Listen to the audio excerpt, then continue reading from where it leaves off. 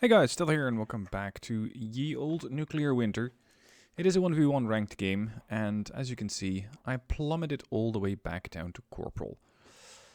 I had a bit of a think about ranked, and I thought, you know what, I'm taking this thing way too seriously. This is a game. Treat it as such. Have fun, play decks that are probably not going to work, and just see how far you can get. So I decided to make a South Africa armored deck. Yes, it's a bit of a contradiction in terms, because South Africa, by its nature, isn't armored. It doesn't have a lot of armored units. Yes, it has the Wargame, yes, it has a couple of the medium-ish tanks, but that's about the extent of it. Now, if you want to get a good insight into the deck entirely, that is linked down below, the chapters are linked in the chapter screen that YouTube has, and there you can just click directly towards the deck. South Africa Armored deck for me relies quite heavily on my ability to reinforce quickly and make use of the login as well as a couple of anti-air units. One important element that I do not have access to in the anti-air tab, or the support tab if you will, is my cactus. And with that, I don't have as good anti-air as I would like. So I'm going to have to make up for that by using the anti-air, the Spog, in order to take down, for example, this KUs that's coming my way. And I got the ZH-HVM in order to deal with enemy aircraft. I also have the Eastervark. It is a 15-point, non-radar guided, pretty poorly accurate, but mobile anti-air weapon. Now, I immediately spot the majority of his column, which is what the KUs was spotting for. So I drive all of my Elans off the road there. It's the Eland 90. The Olifant Mark 1 Bravos and the Logim moving forward to deal with the enemy. Not exactly sure what he has yet, but there is a triple stack of tanks. And it turns out that they are STRV 103Ds. High rate of fire, very capable units. I don't actually have a bomber, but I do need an advantage in order to deal with those tanks. So I call on the Cheetah D and tell it to attack ground near the tanks in order to stun them, because those things have a massacre amount of rate of fire, and I'm not at all interested in being on the receiving end of that. So the Cheetah comes in and does nothing. It does not do what I wanted it to do, unfortunately. Both of my Olifants have died, my tanks, and that leaves only the Logim, which is capable of sustaining a few hits. Now over on the left, between Charlie and Delta, I have barely anything. But neither does my enemy. This captain that I'm facing does not yet have forces there, so I might have options. Now, an F-16 MLU comes in order, I think, to deal with the Logim, and gets shot down. This is excellent news so early on in the battle, because with that MLU out of the fight, there is the potential for another MLU to come in, but it's an expensive unit. You can see that my Logim is still full health, but I'm still facing, with one Logim, 3 STRV 103s. If they get close, I'm going to run into trouble. Fortunately, he does pull them back, and actually gives me a little bit of time to work over the infantry here. I've at least temporarily managed to drive a wedge between his fire support vehicles and his tanks and his infantry. So his infantry is dying quickly, and I spot the LVKV-90s, his anti-air triple stack, and I start killing those off. Because with those out of the fight, I might have more options. Because the Cheetah that I did call in took a bit of fire, and a bit more than I would have liked. Volkskamjäger over there are definitely trying to spot, and successful at spotting my Logim. So I'm trying to do as much damage there with the Logim as possible, and in the meanwhile I'm reinforcing the left. I'm trying to build up something that resembles a front line, although, as you might have seen from previous battles, South Africa is not ideal at holding a front line. They're more of a hit-and-run nation. So, time to call in another couple of tanks. One Roycat for quick maneuvering, and the Olifant in order to deal with more, let's say, more slugfesty battles. The Logim has taken a lot of damage. I cannot really afford to keep it on the front line, but I have spotted an opportunity here. The Eland 90 on the left is able to breach the enemy line, because there isn't one at the moment. There isn't one. Now at this point, one of the STRV-103Ds is on the receiving end of quite a bit of fire, allowing the Wargame to quickly take out a couple of the LVKV-90s, so more NTR. I switch the fire to the STRV. The STRV returns fire with misses. Wargame fires again, and is able, eventually, if I can get a shot at it, not yet, to take out the STRV-103D. In the meanwhile, I'm trying to distract my opponent by sending the Elans forward, potentially into Bravo or even into Echo, to potentially get a bit of a sneaky kill on the command vehicle. Because that is what South Africa does. Now, I have barely any infantry left, so I'm going to have to buy some time before I'm able to either advance to that town or do a better job at holding it. In the meanwhile, the captain has been probing my lines, running into the Bokop, and my own Bokop have made it into the town. So at least I have a decent foothold there in Delta, in the middle of the map. The Eland 90 spots an STRV-121, so I immediately have a turn around on the bridge. I'm not interested in an encounter with that thing at all. But it is very interesting to know that there is one of those around. So instead of getting a bunch of infantry, I decide to get some cheaper infantry. And unfortunately, I think the Fennec knows that I'm there with the Eland. It seems to be aware. So I wasn't quite able to perform the whole sneak maneuver as I had it in mind. And time to get some more NTR units for Delta. Because if that Fennec continues, it can do quite a bit of damage. And it could potentially make it all the way to my spawn over there. So time to do a bit of a double team on Bravo. With the Elans from one side and the other side, the Alouette K-Cars. Attack from the Cheetah D. Again, basically using it as a bomber, lacking one. Unfortunately, it doesn't do anything. And my line over there on the right is broken still. I don't have a lot of stuff. And I know that there's a 1-2-1 coming in, which is they're super heavy. I need to do something about that. Alright, time to get the Elans into a position. Potentially the CV is on the right side. It usually is. And I am being chased down by that Fennec. Concern. Time to bring in the Samuel cargoes and get these guys back online. Because despite its severe damage, the Wargame did survive. And that's going to be instrumental. Surprisingly, I don't find the CV, but I do find Dragonair. And I think that the Dragonair were either there as guards, or were called in as a response to the TOW 2 helo spotting the Elans. Now, two of them die very quickly. Even an RPG, sorry, an M72 I think that the Dragonair have is enough. So time to move in with the Alouette K-Cars. And, well, I was hoping that the Alouettes would be able to find the CV. But I kind of mistook them for the Alpha. The Alpha is a recon bird that also comes with an autocannon. The Alouette K-Cars do not come with any decent amount of optics. So they had a lot of trouble finding the command over there. And I think I might have flown over it without spotting it once. And unfortunately, the Alouettes are absolutely terrible when it comes to getting autocannon fire. So that autocannon is going to be a problem, and both Alouettes die very swiftly. Now, seeing as he's still bringing in forces there, I might be able to use South Africa's quick reinforceability on the left to get a bit more of a foothold.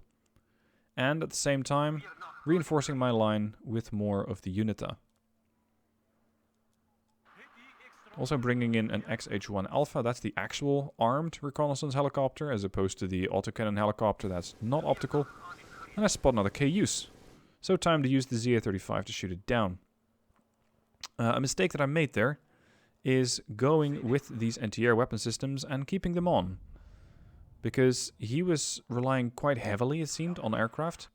And I did not expect a seed aircraft, which I should have. What amused me greatly was that in Bravo, I still had the Eland 90. Either they thought I was dead, or they didn't care. But that Eland's going to stay there in Bravo for a long time. And in the meanwhile, I'm just building up more units over there on the left. This is, for me, not quite a point where I'm confident that this is going to work, this offensive. But, well, it might. just to hedge my bets, I'm bringing in a couple more units on the left. That's why I'm going with this plan. And there's the STRV 121. You can see that this guy is keeping his 121 smoked up. So I'm trying to get the Buccaneer to kill it, but it's not going to be an easy mission, because the 121 is constantly popping in and outside of the smoke. I mistook the speed of the Cheetah D, and the Cheetah was already turning away before going on its attack mission. So as the Buccaneer comes in, it misses both missiles, and finally does absolutely nothing. It doesn't do anything. The only thing that damaged the 121 was the Cheetah D. But it did stun it and panic it, at least for a little bit. And that made it so that it had to fall back, relieving pressure of my lines, at least for now. So I call in another Buccaneer. I have 4 of those in this deck, so I should have plenty of firepower. Interestingly, the Rattle-20s were detected. The infantry inside, of course, as well, at least temporarily. By what, I don't know, but I suspect units in the town. Second Buccaneer comes in, also completely messes up the attack run, and gets nothing. And meanwhile, there are all sorts of infantry units moving forward, and I don't really have the ways and means to hold this position. So, time to fall back. Time to fall back. That's a safer bet here. The Rattle-20, I'm not exactly sure what happened to it, but the Rattle-20s over there on the far left, they took quite a bit of damage. I'm not sure if they were killing something or if they were driving through the burning forest. Now, once again, he's pushing infantry forward without fire support. And even though I only really have 2 mortars and a Roika 105 to support, it's, for now, slowing down the offensive. So time for the Cheetah D to come in again, drop off some of those seed missiles, bombs, I'm not even sure what you want to call them, and stun quite a bit of the infantry. Again, still bringing in more units. You can see a couple of HGMs coming in there on the left, trying to scare off the enemy. And once again, the 121 comes out. The 121 comes out to play. I have the XH1 Alpha as a spotter, and I know that there's an automatic next to it, but I want to kill this tank. Why not both? And unfortunately, I don't get both. I only get the 121, but the automatic survives. But without its big friend, the automatic might be vulnerable. So time to get the Logum to move forward. Right into the infantry. This is where the ZA-35 got to shine. Yes, it's an anti-air gun. But those things can cripple infantry very quickly. As you can see, I'm going to have to give up a position in the forest there because it's just not sustainable for the moment. This was weird, by the way. I found the Centurion command tank in Alpha. With the Bokop. Right? It's just cheap line infantry, and I only have 1 RPG left. If I'm able to get that kill, that'd be great. And they get it. The Bokop killed the command tank. Of course they made elite, but it was highly unexpected.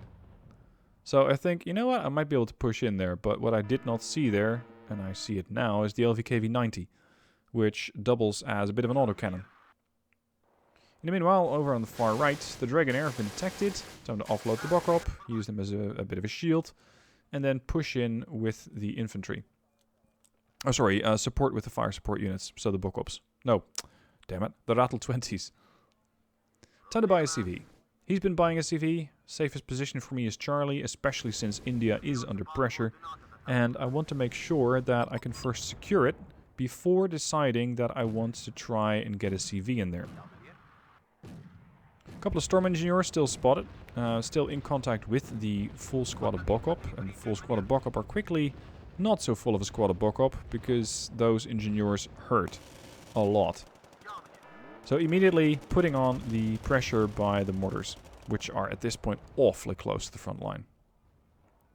Dropping off a couple of units here. Unfortunately, the ferrets get spotted by the KUs, and I don't have any anti-air on the left. I have some on the left-hand side near Delta, in the form of the Roikat, the ZA-35, but beyond that, nothing. At this point, he decides to make an offensive into India with a couple of infantry units coming in from the woods on the right. Unfortunately for him, I happen to have 2 Roikat 105s there. They're going to prove pretty useful. There goes another ferret, Mark II 106. So time to start calling in some Eastervarks. Very, very cheap units. Not necessarily strong, but quite capable of at least suppressing enemy aircraft. And that's a generous term. They work rather well against helicopters. If they don't expect you there, against a plane, you're lucky to get a couple of hits. But it might just make a difference. Especially if you have anti-air weapon systems that do 9 damage, and you just need that one extra hit point. That's what the Eastervarks can do. Now, a bit of a double ATGM thereby on the left-hand side, but whatever, better more ATGMs than too few. What I do have a sore lack of here is reconnaissance. So I move the trackers forward a bit to try and spot some more. I get the Roycat 105s back. I do not want to force an encounter there in the forest. And over here, time to drop off the Rattle with the Milan. And get the Rattle potentially back. Get the trackers forward. And I just want to keep control of that town between Charlie and Delta. There's the 105. Sorry, the 35. That's the NTR gun. And I decide to potentially get another CV. It's a bit early, considering how vulnerable India is. But if I can start ticking a +2, that'd be great. Just to put some pressure on them. In this deck, I have the Mech-Inf 90 and the Rattle 20 Milan. The thinking there is that the Rattle 20 Milan benefits from the higher veterancy of the infantry. And with that is able to be more accurate with the Milan. Yeah, I know, it's a Milan. It's not quite likely to hit, but whatever, might as well try. So every benefit that it can get, I will give it. And the infantry itself, of course, the Mech-Inf, is very capable of dealing with quite a heavy amount of units. The other Rattle 20 comes in with the HGM, and he seems to be resupplying his forces in India. He's building up something there. The Rattle 20 Milan, time to drop off. Mech-Inf forward. I don't know exactly how much he has in that tree line, and I'm not eager to find out. But look what's coming in. It's another 121. So I've already killed 1. With his deck composition, I think he has 4. I'm, at least at this point, banking on the fact that he has 4. And that means I have already killed 1. There are 3 more in the field. 1 has been deployed. I think he's completely oblivious to the fact that the trackers are as deep in his, well, his flank, sort of, as they are. Because the trackers keep spawning the 121. The Buccaneer comes in, side shots it and kills it, and for good measure tries to take a shot at the NM113. Doesn't hit it, but the prize has been taken out. The automatic, in anger, fires a couple of shots back at it, but generally doesn't do that much. Now the Rattle Milan 20 that you can see over there on the middle is doubling as an autocannon and an HGM threat there, so I'm trying to keep them at bay. With good reason, because there are still a couple of transports in there. And not only that, but there are also some helos around in the form of more of those Fennecs. At this point, he probably recognized the fact that the trackers are at least potentially where they could be. Yes, that's not really a logical sentence, but I mean, he might know that there is recon spotting his approach. And he's probably going to go look for the trackers. Cayuse flies a bit too close to the Rattle 20. Unfortunately, I can't catch it. It is not far enough. And as you can see, all of my anti-air units have died. I either lost them in the push or due to a siege aircraft. I'm not exactly sure, but we can see that at the end of the battle. So, Rattle 20, drop off, move forward. There's the automatic. Shame if something happened to it, but the automatic can definitely hurt me. An automatic is a fantastic weapon to use against South Africa because almost everything is so poorly armored. So I'm really not interested in fighting the automatic. At least not with a Rattle 20, but I am definitely interested in fighting it with a Wargame. And that is still the same Wargame that we've seen since the start of the battle. I'm very much babysitting this unit and only bringing it out when I think I have an advantage. Like now.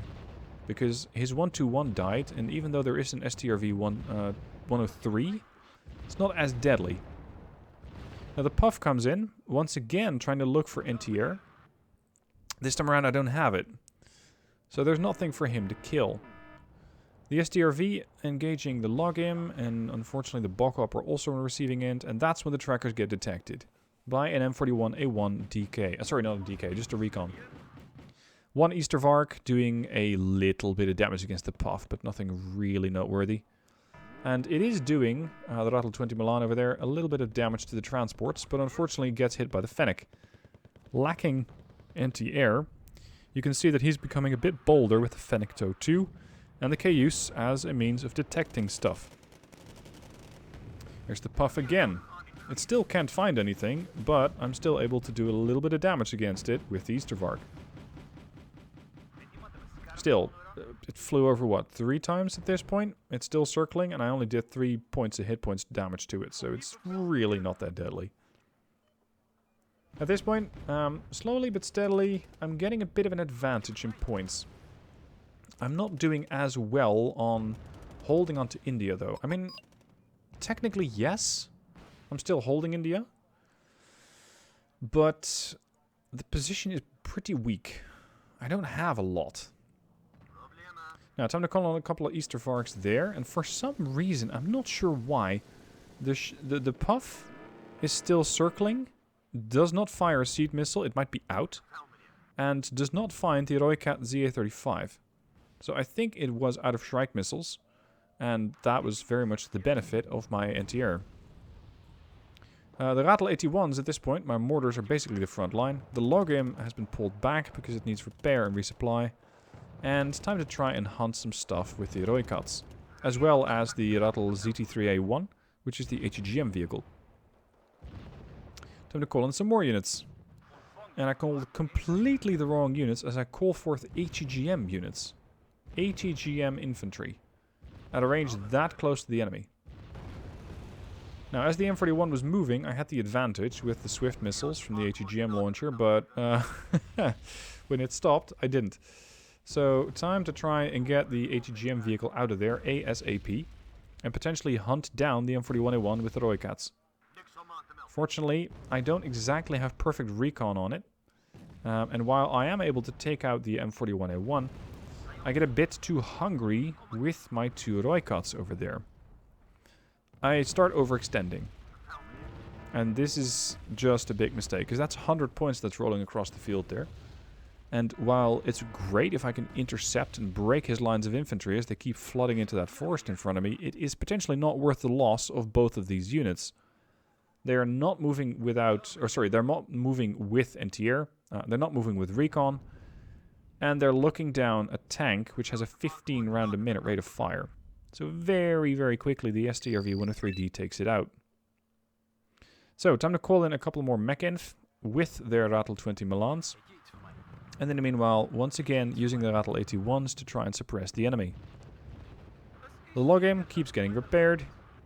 And moving forward with a couple more of the Rattle 20s. At this point, you could argue that the armored deck doesn't really add anything at the moment. Based on the veterancy, yes, you get a bit of a veterancy bonus for your armored units, but that's it. The detractor really is that your vehicles, support vehicles especially, are limited. You don't get access to the Roycat 76, which I would have loved to use at least a couple times in this match, just because of their flanking ability and their ability to quickly get rid of infantry and transports, like here. Unfortunately, I don't have those. So, arguably, you could say, well, the armored deck is interesting, but so far I'm not really seeing any armored advances. You'd be absolutely right. There is not really an advantage to using South Africa armored, at least not as I am playing it now. You could just as easily do this maneuver with a standard South Africa deck. What it did force me to do was use some of the units that I haven't tried yet, such as the Roycat ZA-35, rely a bit more on HEGM there from the HEGM vehicle, but when it comes to my offensives with the Buccaneers, I would have used those on the standard deck as well. I find the 121. Unfortunately, he starts smoking it up. But I kill it nonetheless. And that is 121 number 3 that's killed. He's down to 1 super heavy. Or so I thought, because the damn thing survived. It's still there. Can I get the login forward? Maybe. In the meanwhile, calling in a Buccaneer. The Rattle 20 Milans are not in a good spot yet. And I have to be careful, because that Fennec could finish off my login. The two Eastervarks dealing with the recon. Hopefully blinding the Fennec in the process. And I'm trying to offload the infantry desperately, but too slow. And I don't get it. At this point, the Buccaneer is useless and cannot be relied upon to deal with the 121 that's still in there. But the Mech-Inf might. And he starts countering my mortars, which is a bit annoying, but they are Rattle 81. They're very quick. That's an STR V103. For some reason, my Eastervarks thought it was a fantastic idea to try and engage it. And of course, the 123, the 103 thought, yeah, you might think so, but no. And very swiftly kills both of those cheap anti-air units. But fortunately, they're only 15 points. They don't really matter that much. Calling in a tank there on the left, not strictly required, since I already have quite a few ATGMs. But I decided to go with it anyway, because you never know. And a tank can just make your life easier as, in this case, a stationary gun. Which is what I found the Olifants to be better at. If you want to do mobile damage, you use the Roikats. If you want to do stationary damage, like sniping stuff, you do that with the Olifants. They're just better at it. As you can see, my units are still very fragile here. But I have found the 121. Call forth the Buccaneers. Because I think they're sensing weakness on the part of the Logim and trying to kill it. Missile potentially hits as the Milan HGM on the left engages it. It's down to 3 hit points, so it has been repaired at least somewhat. Unfortunately, I don't, or spot too late, the F-16 Block 15 that's circling overhead. And I, once again, get my attack thwarted by a smokescreen. So once again, I'm unable to kill off the 121, but I do pay for that loss, or for that attack, with the price of a Buccaneer. Time to call in one of my fighters and get that Block 15 out of my position. I'm really not interested in having a fighter this close to my lines, especially as I'm relying on the Buccaneers to very quickly dispose of his heavies, especially the 121s. Now, the infantry, being a Milan infantry, misses the target, as one does, and the M41A1, I think, dodged a few missiles there. But the Logim is still available. Too late, however, to save the trackers there on the left. Nevertheless, I will get my revenge, but too late, because the trackers die, and unfortunately, if I'd shot maybe 2 seconds before, I would have potentially won that. Now, what I'm noticing here is that he has a distinct lack of anti-air. So I'm able to find his mortars, or at least one of them. Let's see if I can do some damage, and guess who's back? It's the 121. One of my Buccaneer was on cooldown, so I call in another one. You can see I'm relying heavily upon South Africa's Air Force here to get rid of these heavies. Because you don't have a lot of other options. You have HGMs, but I'd say if you want to counter South Africa's ability to punch back, kill off as many Buccaneers as possible as quickly as you can. Just run a couple of fighters. Run a bunch of anti-air. Just make sure that you don't pay with a super heavy every time you do it, because then you're going to run out of super heavies probably before South Africa runs out of Buccaneers. In, I think this deck I could get 8 rookie Buccaneers. I'm not sure on that though. I'll have to check. That's going to be the second part of this vid. But you can get 4 of them at decent veterancy. Fennec comes in as coming under attack from every which way. The Cheetah's engaging at the Eastervark from the left and the ZF-35 from the right. Let's call in another Olifant just to stop any offensives there, and he finally starts calling in some anti-air in the form of the EOTS Eyehawk. Not radar guided, so the Cheetah D can't catch it, but doesn't mean it can't hurt it. It is an option. I just need to get a vision on it, which is a dangerous mission for the Alouette 3, as we are looking at an anti-air unit. So the EOTS Eyehawk comes in, and I'm getting a bit aggressive here with the Buccaneer. It fires 1 missile at the Alouette, and I promptly lose line of sight. So I try to get a shot. I do take out a vehicle there. The Alouette not providing spotting anymore does, however, mean that I can still see the missile come out of that anti-air system. And it just fired all 3, so it's effectively out of missiles. Meaning I can once again fly my aircraft until I know that that thing is going to be resupplied, which shouldn't be too long. Time to get some base defenses here, you never know. I had a couple of points spare, or at least it felt that way. Let's call another helo, considering the fact that he just spent all of his firepower dealing with a buccaneer that was already evacuating the mission. And I can potentially snipe a transport here, and even it's only a TGB-13. It's not that special, but it needs to go. So, done. The anti-air is still getting detected.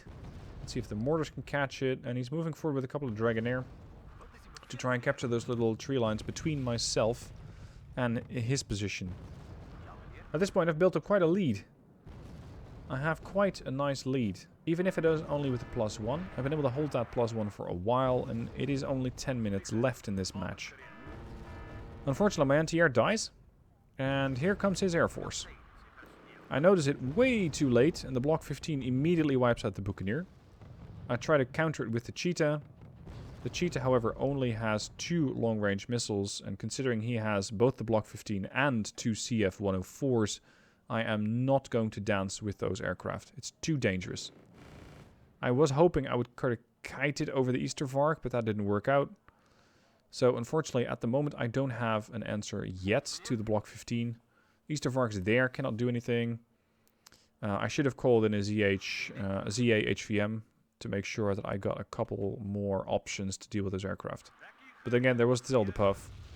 He was running a couple of fighters, but it wasn't anything terribly deadly.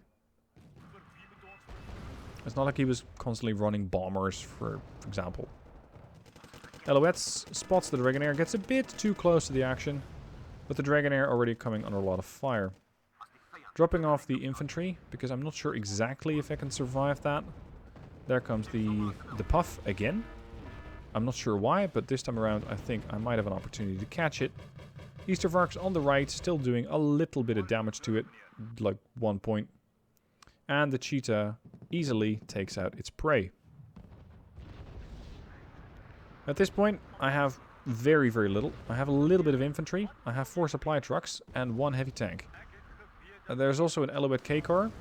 That's the autocannon helo, but it looks like he's going to make a play here. The Roika 105s are the first ones to die. Time to fall back. And do it in a hurry.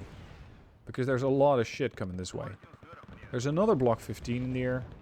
And the CF-104 brothers are back. And I make the wrong mistake. Or I make well, mistakes are usually wrong. I make the wrong call here. I go after the CF-104. I kill it. And then I evac. I did get away with that, but the CF-104s are more of, I think, a bait than anything else. So, the login, once again getting put to work, even if it is dangerous. And look who's back. The 121s. 2 of them, in fact. But the mech-inf already wiped out 1. Very nicely done. Unfortunately, at this point, I have no option to deal with the other one. My only currently available buccaneer is on repair. So, time to use the Elouet K-car with its limited ammo supply to try and deal with that command as he's bringing it in. Because at this point, he's at a +1. If he parks that thing, he's at a +3. And I'm very much uninterested in losing this match in the last 7 minutes. So he captures the area. My Eland 90 on the left is doing damage against the Dragonair. The Logim cannot really advance because it's too dangerous. And I know there's still a 1-2-1 around. I just don't know where exactly. So I kind of guesstimate the position. I have the Cheetah D hit it. I have the Roikat 105 move in again. Get some more Boklop infantry. And the Eland might just be able to spot the CV if I can drive it closer. The Roikat 105 also doing damage, or trying to do damage against the Storm Engineer. Unsuccessfully, as I lost line of sight because I don't have a recon unit. Except for the Eland there. Now I gotta be a bit careful with the Roikat 105. It has a great gun, but it's an utter glass cannon. What it does not have a lot of is armor. And this almost went wrong, as one surviving Volkskamjäger was trying to kill off the Doikat. On top of that, the CV, I believe, has an autocannon on it. And can definitely shoot back, there it is, against the Doikat. But the Doikat gets the first shot and kills off the CV. This leaves India neutral, bringing the enemy back to a +1. He still, however, has 5 minutes, a little under 6 actually. The log game once again under threat from the enemy.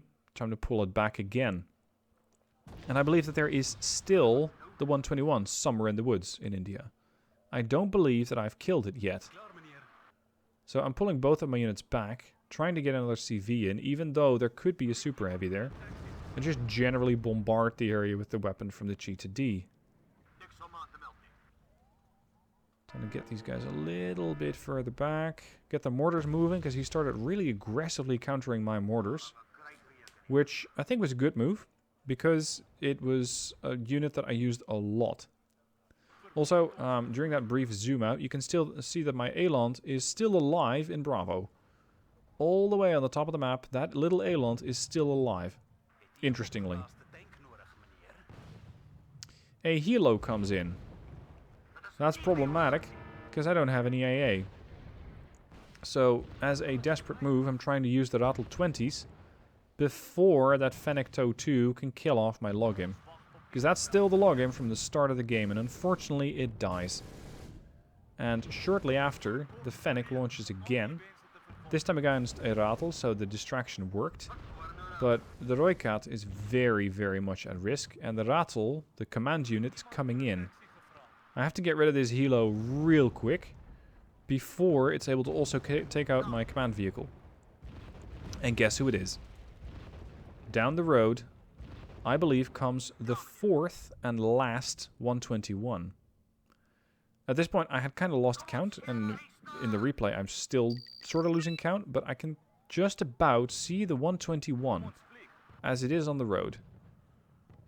I need to kill that thing before it starts putting a lot of pressure on India. So, Buccaneer, let's see if I can get a side shot. Maybe, but I lose line of sight.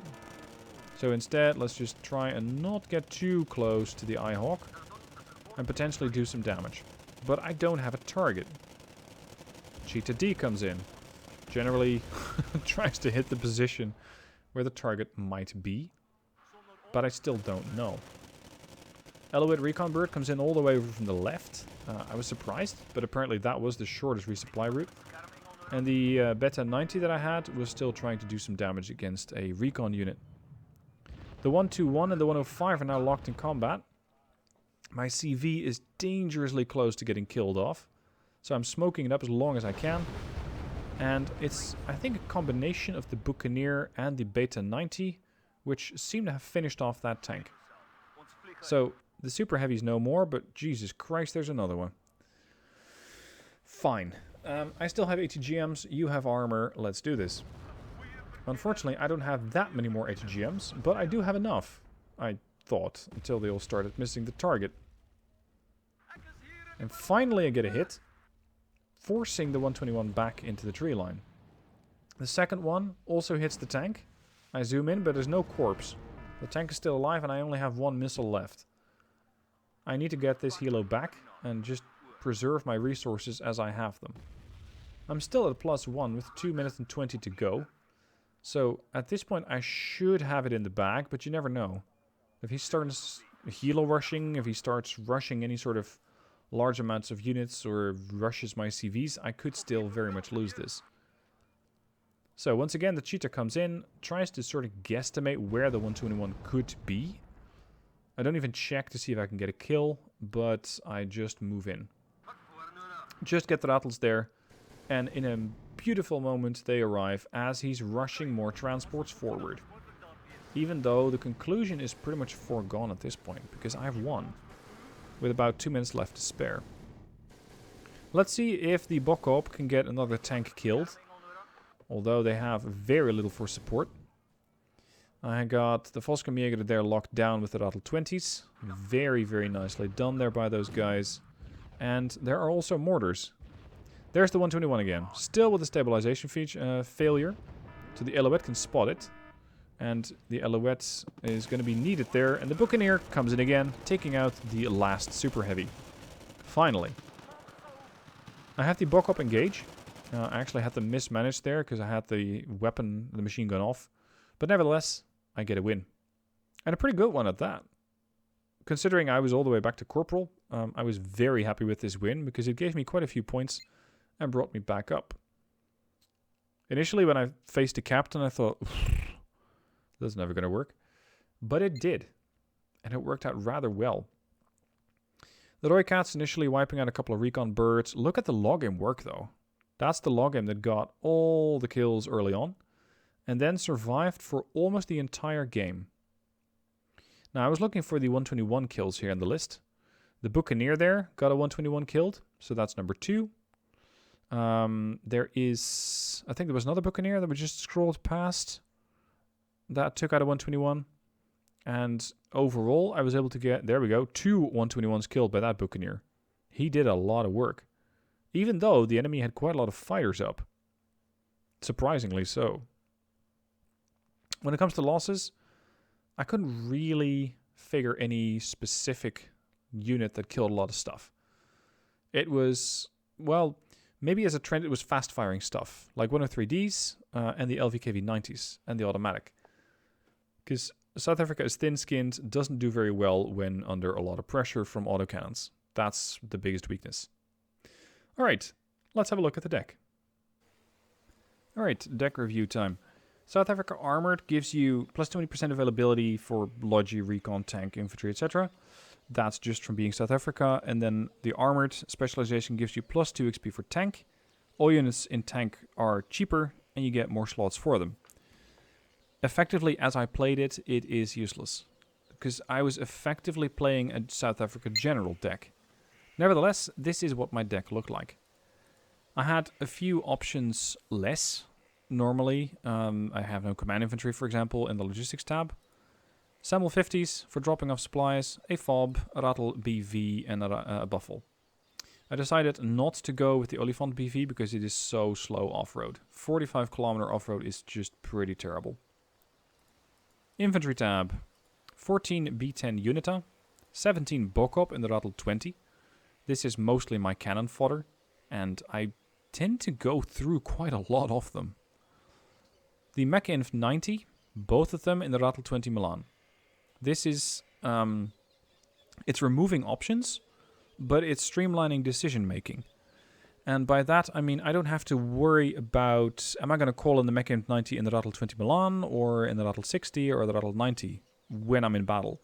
I just want these guys with their Milans to keep enemies at bay, autocannons to suppress enemy infantry, and the Mech-Inf themselves with their 23 AP weapon to start dealing with enemy tanks. Aside from that, 20 Milan infantry, which is just, well, basically the hardened variant. A Rattle 20 to once again suppress infantry. Support. As I mentioned, I don't get the Cactus. Neither the Cactus options are available, but I do get the Roycat ZAHVM. Fantastic anti-air weapon. I currently have 5 of them. I think it's too many. I could probably go with 4. Aside from that, a Rattle 81 in order to smoke up my units. Rhino, didn't use it. Could have been very useful this match, although I barely save up the points in order to make it work. What you miss in the armored tab here, or as an armored spec, is the MLRS.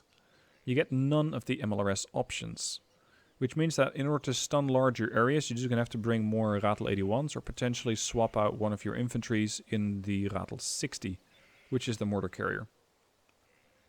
Aside from that, we have the Eastervark. I was quite happily surprised with this thing, because they are very quick, 90 kilometers off-road. They're pretty terrible when it comes to accuracy. They can tickle aircraft, but they can annoy helicopters. I did take out, I think, 2 helicopters with these things, but since they're only 15 points, they're very quick to make a return. Alternatively, you could use the Bosvark, ZU-23-2. It has no stabilizer. It has the same specs when it comes to the helicopter range and airplane range, but against ground targets, it doesn't have the same range. You got 1050 versus 1575 here, which means that if I want to, I can use Eastervarks as an anti-infantry weapon as well, because they're basically autocannon carriers. Aside from that, they're basically the same platform. Well, no, not really. The Eastervark is... Is that the Buffle? Yeah, I think it's... Yeah, it's the Buffle with an anti-air gun. And the other one, the...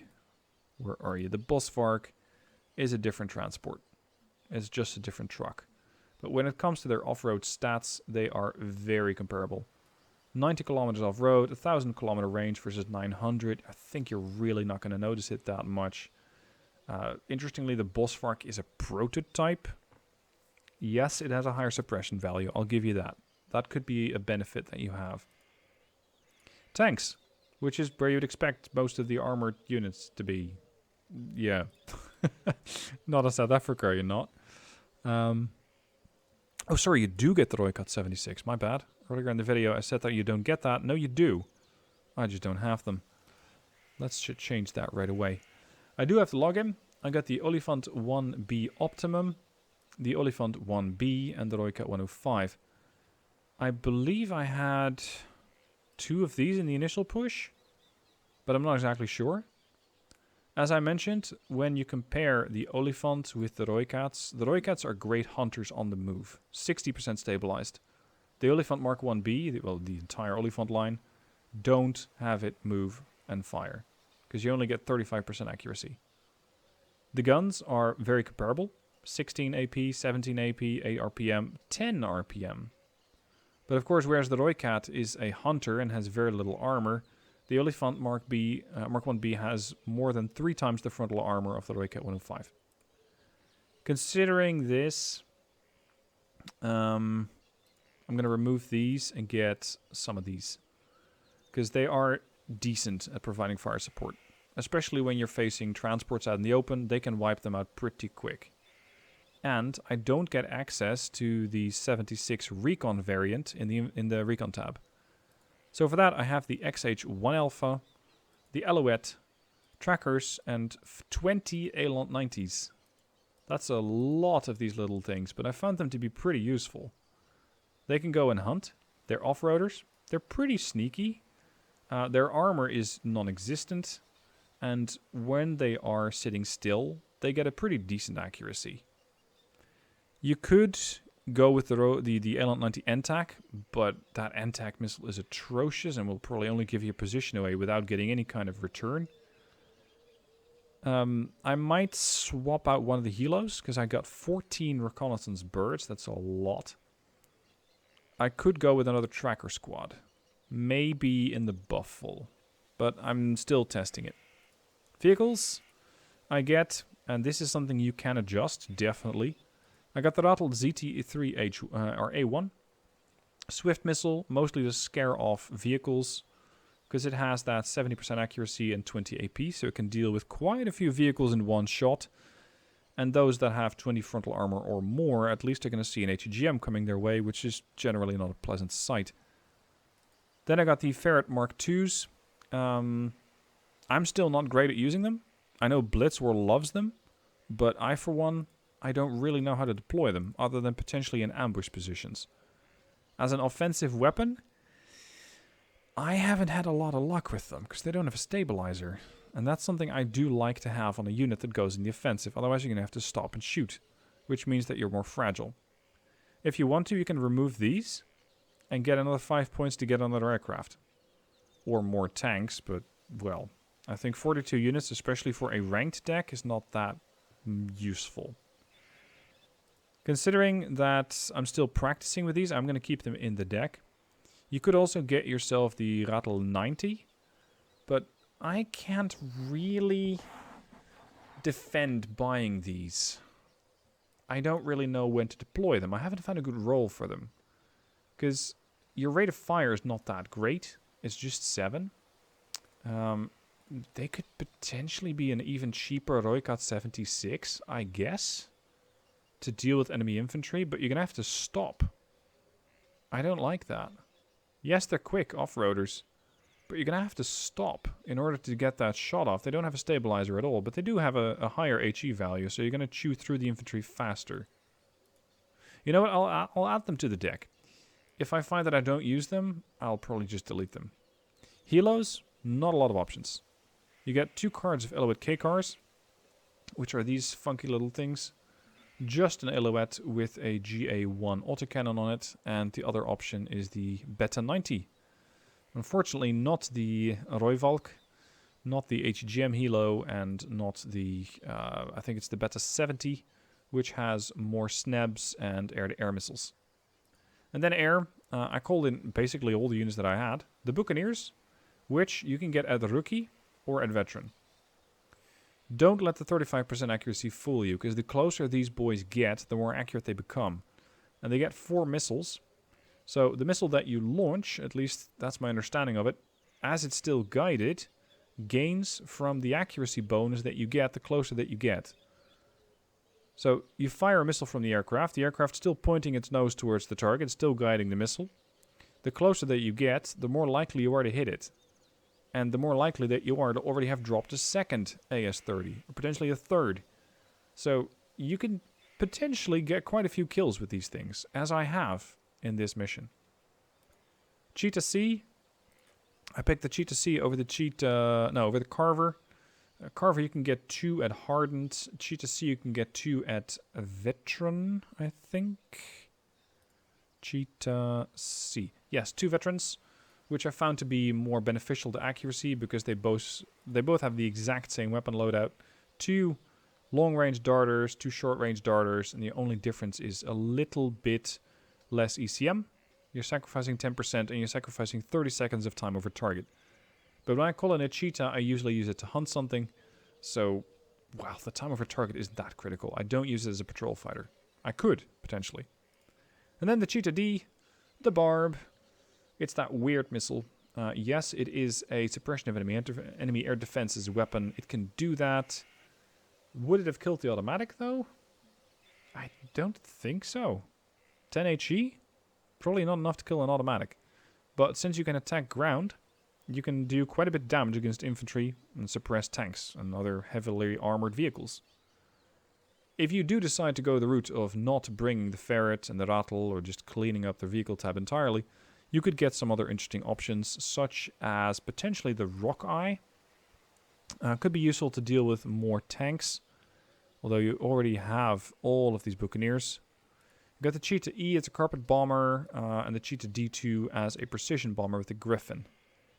These are other options, and if you want to go stylish, you can go either with Canberra and get 8 500-kilogram bombs. In this case, these would have been very useful, because they could have plowed through the enemy infantry that was hiding in the buildings. Hiding in the woods. And the Vampire is an option if you want to go napalm, but it's 50 points. It's a very slow aircraft with a low time over target.